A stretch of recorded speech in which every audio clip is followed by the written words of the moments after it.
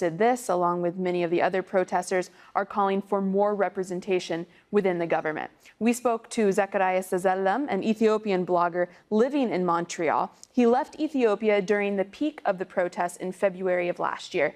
He says the protests had to move online because of the government crackdown.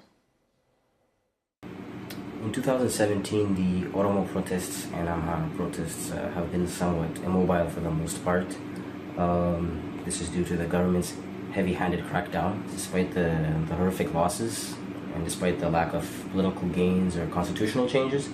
I don't believe it has been in vain, because I strongly believe that the generation that does finally usher in the tangible change that they were all seeking